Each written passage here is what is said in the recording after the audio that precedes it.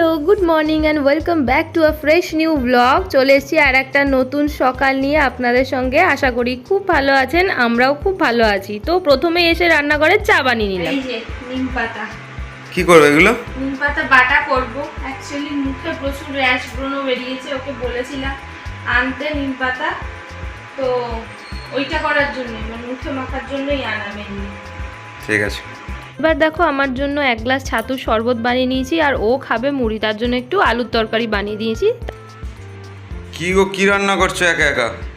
ওই যে এটা একসাথে ভাত বসিয়ে দিয়েছি আর ডাল একসাথে হচ্ছে, ডালটা ফোড়ন হবে। আর আজকে বানাবো আলু পটলের সবজি। এই যে কাটাকাটি করতে এখন রেডি করছি আর কি সব। আর কি করব দেখছি, এখন ঠিক করি। পটলের তরকারি বানানোর জন্য যা যা মশলা প্রয়োজন সেগুলো দিয়ে একটা পেস্ট বানিয়ে নিলাম। এই আর বলার কি আছে, সবার বাড়িতে একই পদ্ধতিতেই নিশ্চয়ই এগুলো সব রান্না বান্না হয়। তো যাই হোক, আমি শুধু ভাবতে থাকি রান্নাঘর থেকে যত তাড়াতাড়ি রান্না বান্না করে আমি বেরোবো, কারণ গরমের দিনে রান্নাঘরে থাকাটা সব থেকে বড় বিপদ। আর এদিকে ওকে দিয়ে যে নিম পাতাগুলো আনিয়েছিলাম সেইগুলো আমার পুরো মুখে মেখে নিয়েছি ভালো করে, আর সেই নিয়ে ক্যামেরা সামনে নিয়ে আমাকে এসে প্রচন্ড জ্বালাচ্ছিল। তো কি করব, সারাদিন দুজনে এইভাবে খুনছুটি করেই কাটে। তারপরে মাথায় আসলো যে ডিম ভাজা করে নি, কারণ ওই যে বললাম শর্টকাট যত তাড়াতাড়ি করা যায়। আরও স্নান করে ওদিকে পুজোটা দিয়ে নিল। আমার স্নানটাও কমপ্লিট হয়ে গেছে, আর এবার খাওয়া দাওয়া রেডি করবো। ঠাকুর পুজো দেওয়া কমপ্লিট হয়ে গেছে। আরে শালা, এই তো পরিষ্কার হয়ে গেছে পুরো। চকচক করছে। কি মেখেছো? নিম পাতা? নিম পাতা মেখে পুরো চকচক হয়ে গেছে। তারপরে ওকে তাড়াহুড়ো করছিলাম, তাড়াতাড়ি এসো খাওয়া দাওয়া করে নাও, তারপর তো ডিউটি বেরোতে হবে। তো ফাইনালি এইগুলোই রান্না বান্না হয়েছে। তারপর ঝটপট খাওয়া দাওয়া করে ও বেরিয়ে গেল ডিউটিতে। এরপরে আমি আমার মতো আমার ঘরের কাজগুলো গুছিয়ে করব। বিকেলের দিকে ছাদে উঠেছিলাম, দেখে তো পুরো অবাক। তোমরা দেখতে পাচ্ছ কি অবস্থা, পাহাড়টায় কিরকম আগুন লেগে গেছে। আর জীবনে এটা আমি ফার্স্ট টাইম দেখছি। আমি তো দেখে ভাবছি এরকমভাবে আগুন লেগে যায়।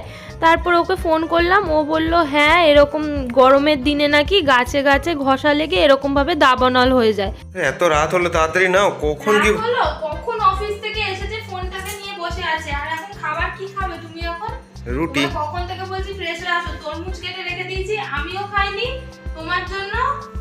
এখন কখন আমি ডিনার খাবো, কখন এগুলো খাবো? এই তো আগে তরমুজ খেয়ে নেবো, তারপর রুটি খাবো। এখন 11:30 বাজে, এখন তরমুজ খেলে ডিনার করবো কখন? না হবে, দুটোই খাওয়া হয়ে যাবে। চলো নিয়ে চলো, সারাদিন অনেক খাটিয়েছো। কোথায় আর খাটিয়েছি? কিছুই খাটাইনি, খালি রান্না করতে বলেছি। শুধু রান্নাটাই করেছো, আর কি? রান্নাটা খাটনি না? গরমকালে রান্না করতে সব থেকে বেশি খাটনি। সেই অত কিছু জানি না, কি রান্না হয়েছে সেটা আগে বলো তো দেখি। সেই মিষ্টি যেটা আমি বানিয়েছিলাম? হ্যাঁ, সেই মিষ্টি এখনো রয়ে গেছে। আমি কিচ্ছু, তুমি না থাকলে আমার খাওয়া হয় না, সেটা আসলে মেন ব্যাপার। আর আছে আলু পটলের তরকারি, দুপুরেরই আলু পটলের তরকারি আর রুটি। বাস, ঠিক আছে, এনাফ। এই দিয়েই চলবে। তো খাওয়া দাওয়া করে তাড়াতাড়ি, বহুত খিদে পেয়ে গেছে। দেখো ঘড়িতে কটা বাজে, 11টা বেজে গেল। ঠিক আছে। আসলে যেদিন ওর বেশি ডিউটি থাকে 10টায় তো অফিস ছুটি হয়, তারপরে বাড়ি ফিরতে মোটামুটি 10:30, 10টা 20, 25 এরকম হয়ে যায়। ওই কারণে আজকে সবটাই লেট। খাওয়া দাওয়া করলাম, এই এখন বেজে গেছে প্রায় 11:30টার কাছাকাছি। আর খাওয়া দাওয়া কমপ্লিট, এবারে শুতে যাব। তো যাই হোক, ভিডিওটা আজকে এই পর্যন্তই থাকলো। যদি কিছু ভালো লাগে লাইক শেয়ার কমেন্ট করবে, সাবস্ক্রাইব করতে ভুলবে না। বাই।